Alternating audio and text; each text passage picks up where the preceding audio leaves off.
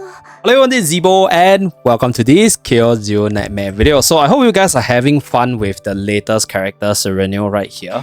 So we have tested this unit for quite a bit and so far we are super contented with her performance. So I'm gonna be calling this ahead of time. She's a broken unit.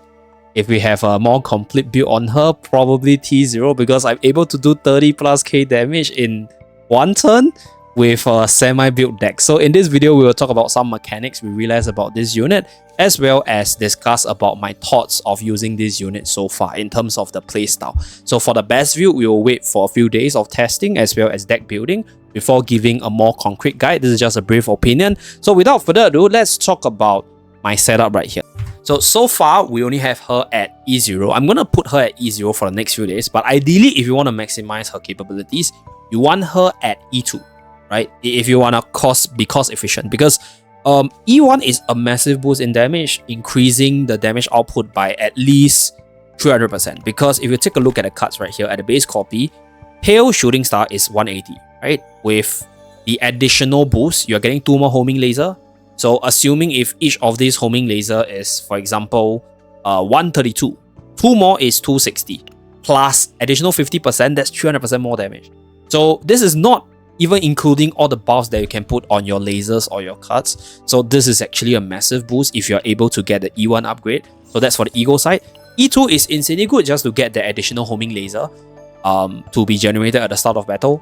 For my own experience so far, I think you don't actually need like 9 lasers. Like having 9 is good, but you have to find some ways to exhaust your hand while damaging the opponent so that you're able to get that laser advantage or that laser efficiency, because it comes back to your hand. If you have too many of those lasers, then your hands will be fully filled. If you have other cards in hands, then you can't maximize the efficiency. So that's with regards to the laser side. And then for E3 and E4, they are obviously good buffs, but I feel that for a cost to efficiency ratio, E2 is already insanely busted. So E4 is the usual damage percentage boost, and then E5 is the upgrade to your nodes, and then E6 is the additional damage of the ravage target. So obviously all this buffs the damage, but if you want to be cost to efficient maximizing her ability, E2 is more than sufficient. So that's for the manifest ego side. For the memory fragment side, unfortunately we did not have time to farm up the instinct set. So like I mentioned in the previous video, the best set for her would be the 4 set from the very first dungeon, Judgment's Flame, because she easily ravaged the opponent, and then this additional 50% damage amount is just insane. She has 1 card that instantaneously ravaged the target, which we'll talk about in a little bit, but this is 1 set. And then for the 2 set bonus, I think I'll say attack percentage, or in my honest take, I think Executioner's 2, because she's building crit on as her main stats. So you're going to crit a lot, so this is a much bigger boost to her damage. So that's with regards to the memory fragment side. But for this showcase, we will stick with this one because we haven't farmed up the best set for her, so we're just going to go with as high crit chance set as possible. So not the best, but you can see that she's insanely strong even if I'm not using the strongest memory fragment. So that's with regards to my memory fragment. Potential side, upgraded this set so far.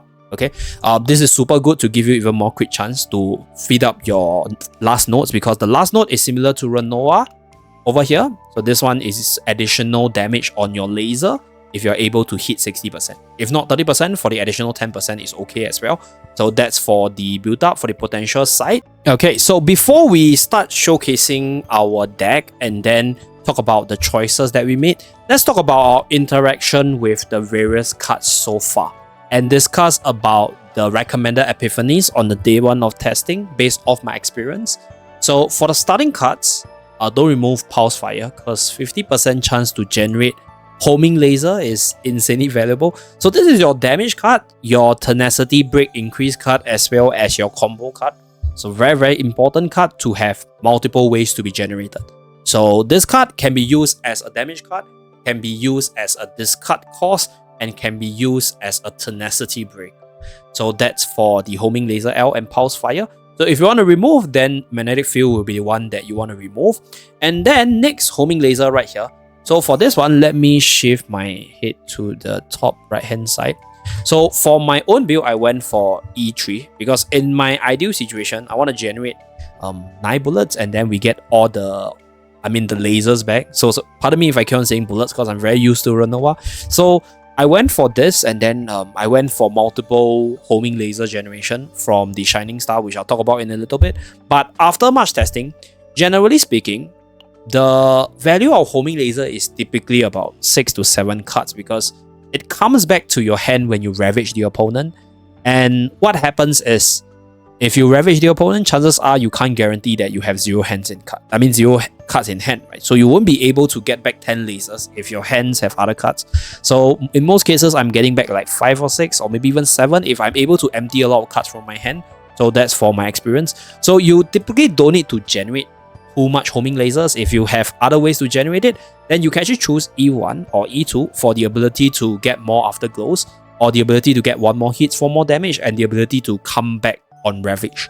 So that's with regards to the homing laser upgrade. I think E4 and E5 is very subjective. Because like, I don't think you need that at the start of the turn. Because yeah, like on ravage you're getting it back. And so far you're able to ravage the units very easily because of 1 card. I'm not sure whether or not it's intended, but we'll talk about it in a little bit. So generally speaking, I think the first 3 will be the ones that you want to look out for. And then the next card, Plasma Missile right here, I'm not sure whether or not this is intended, but this card does damage, has tenacity damage, and if the target was not ravaged, you activate 1 more time. It activates until the target is broken. So yeah, I don't think it's intended because it only mentioned 1 more time, but it could just be if the target is not ravaged, activate 1 more time, and if the target is not ravaged the second time, activate 1 more time until the target is ravaged. So one thing I realized is when you ravage the target, right, this card stops. But if you kill the target, this missile will shift its target priority to the next target that's alive. So I had a run where I use Plasma Missile, I kill the target before they get ravaged, and then Plasma Missile goes into the next unit and then kills it. So far, that's the interaction.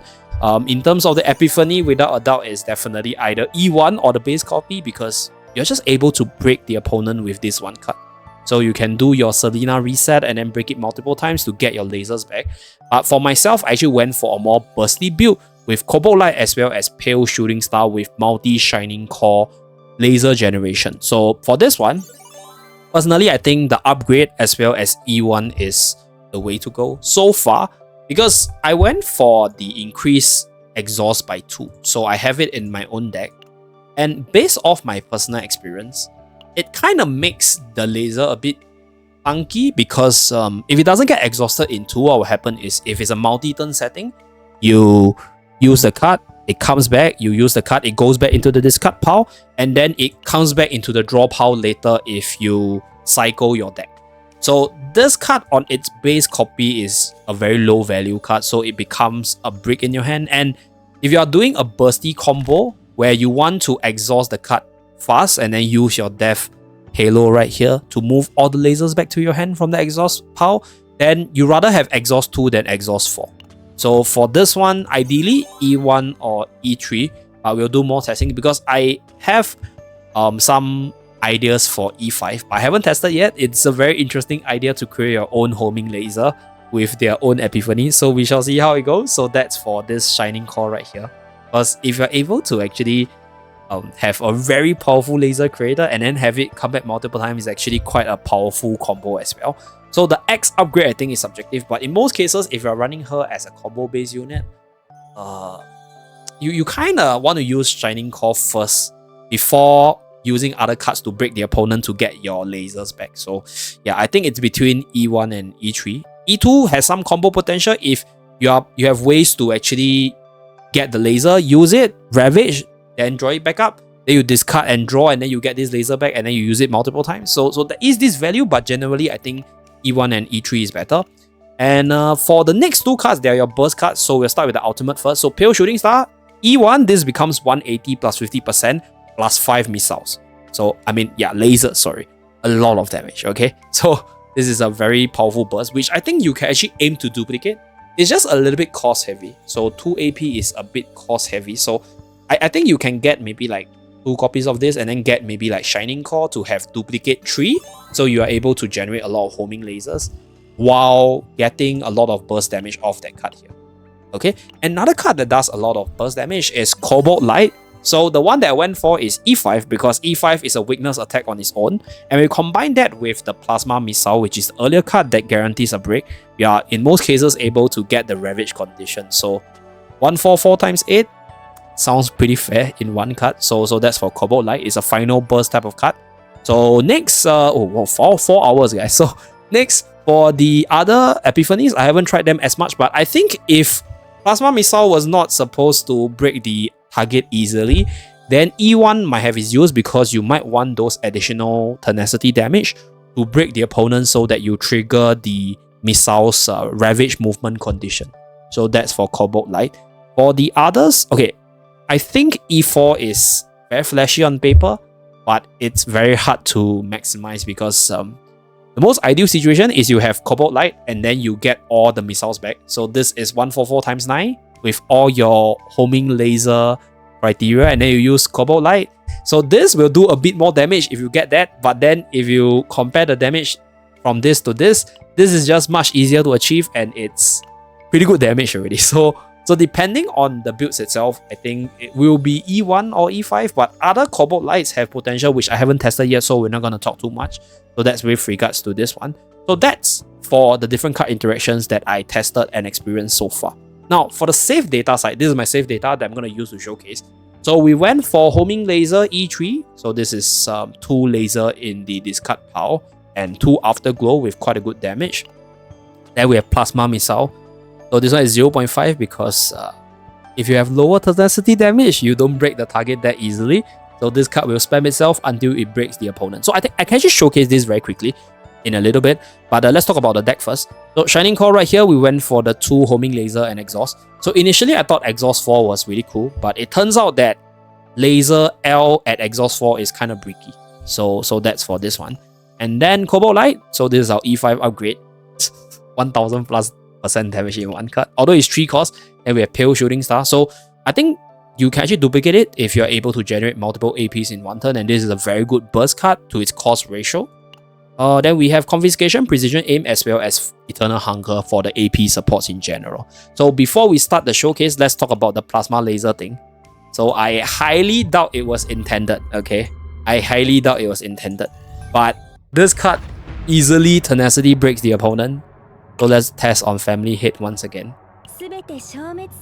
So for this part, we'll just showcase the missile break potential, okay, before the full showcase. Oh, we have missiles, insane. So we can just discard all this. Okay, so the boss is at full tenacity. Now we go to this one. So this card activates multiple times until you break the opponent. So I'm not sure if this is a fair card, but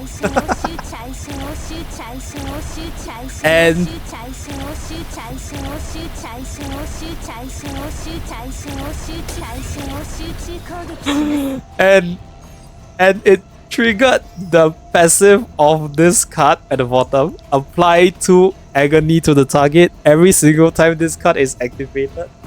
So I don't know. I think this is not the proper interaction, but it is an insane combo that you guys can take a look at as well. So that's with regards to the Plasma Missile combo right here. Okay, so hopefully I'm able to showcase her full potential because I think she's a very strong unit. But for my deck itself, I will try to break down like how the deck works as I play through it. But unfortunately for Shining Core, you don't want the increased exhaust by 2 if you want to combo with her Ego skill in one turn, because the homing missile is not that good if it's spammed through multiple turns, because it will actually jam up your hands. So this is where, like, if you don't have this increased exhaust, it will be a lot better. So do take note. So this is like my very first deck built up. So we just went with this one, pretty decent. So let's start the run, okay? So we'll start our usual cycle. Okay, so hand is not full yet. Hand rate is. Shuffle. First shuffle, 10 card value.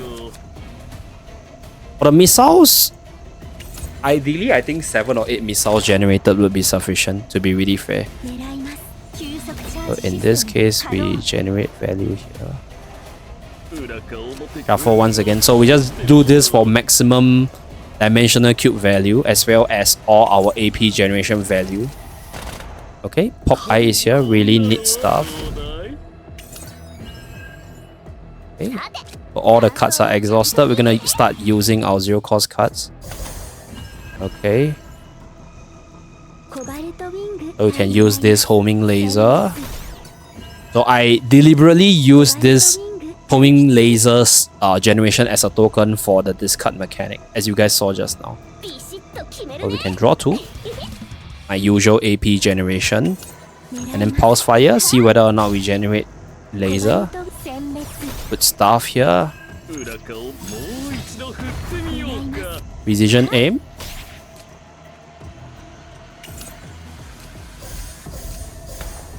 Okay.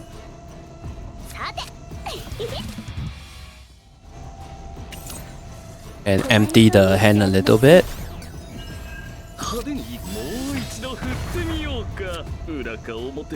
Draw this here. Okay, so far our hand is not full yet. So we still have one more shuffle which we wanna get maximum value out of. So get Nia's Curiosity first and then reorganize. Okay, homing missile. And use it here. So we kind of want to empty our hand if we break the boss because the missiles will come back. But right now we are still jamming out and building the damage. So this card over here, Plasma Missile, is insanely broken because you're able to attack the target until the target is ravaged. So you can literally break the target in one turn and do massive damage. So you can see that this card alone does 5k, but we're not going to use it because our combo is not completed yet.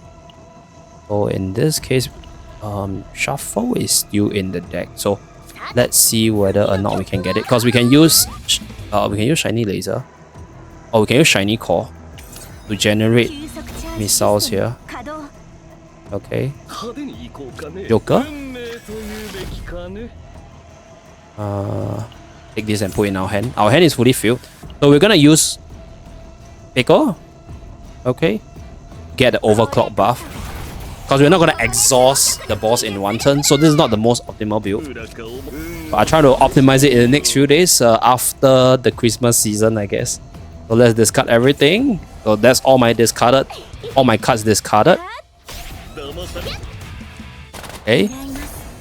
So in this case, I think we are done with most of the setup already. So let's just start jamming in damage.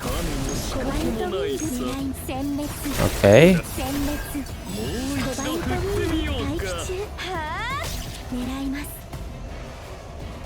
So we want to empty our hands a little bit, such that when the bullets are generated, they'll be able to come back to our hand. So right here, how many bullets are there in the zone? We have 1. We have 1, 2, 3, 4, 5. So 5 will come back. So in this case, we're gonna use Shining Core. Okay, so this will allow them to come back. Okay, then we throw them all once again.